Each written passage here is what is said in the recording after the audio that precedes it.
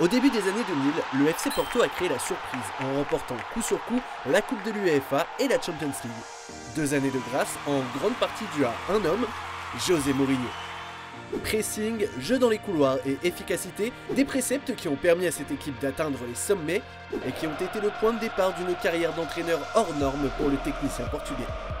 Amateurs de beaux jeux, ouvrez grand vos yeux car à l'époque, Mourinho pouvait rimer avec beau jeu. Oui, vous avez bien entendu. Allez, au programme, analyse et décryptage de cette période qui restera longtemps gravée dans nos mémoires de footeux. Avant qu'on t'explique tout, n'oublie pas de t'abonner à Megafoot, le meilleur du foot en vidéo. Arrivé à la rescousse au cours d'une saison ratée, José Mourinho devient manager du FC Porto en janvier 2002. Son premier objectif, redresser la barre. Il le réalise à merveille en ramenant le club à la 3e place du championnat portugais avec un bilan convaincant de 11 victoires, 2 nuls et 2 défaites en 15 matchs. Le Mou en est convaincu, son équipe peut viser plus haut. A única coisa que eu quero dizer é que nós somos os melhores. Em condições normais, somos muito melhores.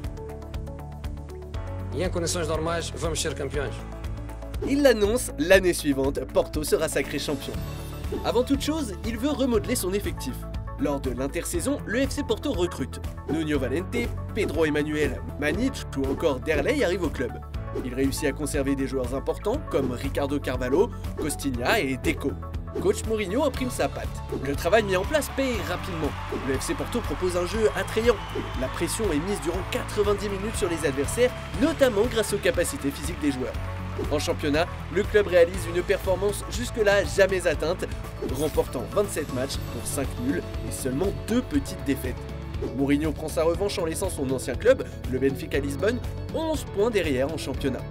En Coupe de l'UEFA, le FC Porto surprend, notamment en écrasant la Lazio de Rome en demi-finale. En finale, le Celtic Glasgow d'Henrik Larsson résiste jusqu'aux prolongations.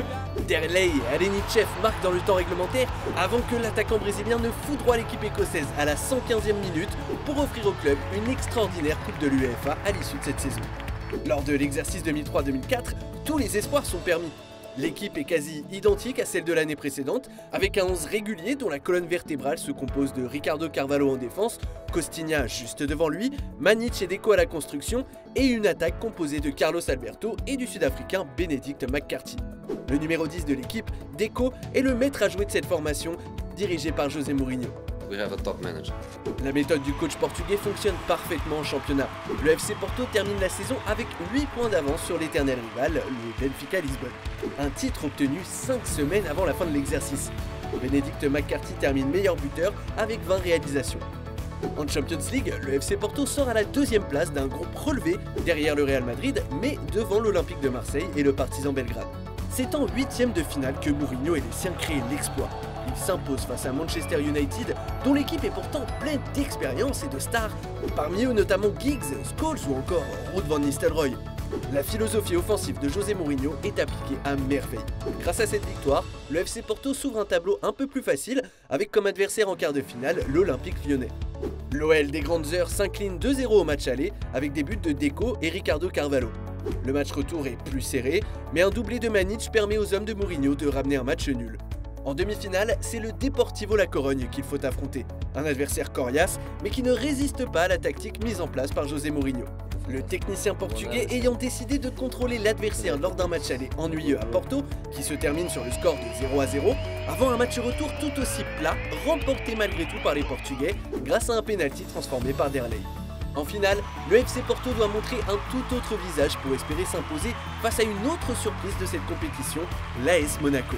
À Gelsenkirchen, en Allemagne, le FC Porto offre une masterclass aux amateurs de ballon rond. L'AS Monaco de Didier Deschamps est terrassé par Deco et ses coéquipiers.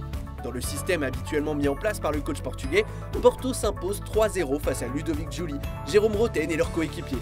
Mourinho et ses joueurs sont sacrés champions d'Europe. Évidemment, ce succès aura été le point de départ d'une immense carrière pour celui que l'on surnomme désormais The Special One. I think I'm a special one. Un succès bâti pièce par pièce, avec un modèle de jeu attrayant, loin des tactiques ultra défensives et agressives qu'il a ensuite pu proposer avec le Real Madrid notamment et Manchester United. Jamais depuis le FC Porto n'a connu un tel succès, mais cette génération dorée aura marqué le début du siècle et mis en lumière un football portugais souvent assigné au second rôle. Est-ce que, selon toi, cette équipe de Porto était la plus belle de l'histoire du club portugais? Ces années sont-elles les plus belles de la carrière du Special One? Donne-nous ton avis en commentaire et à très vite pour de nouvelles vidéos sur les plus belles histoires du ballon rond. Ciao!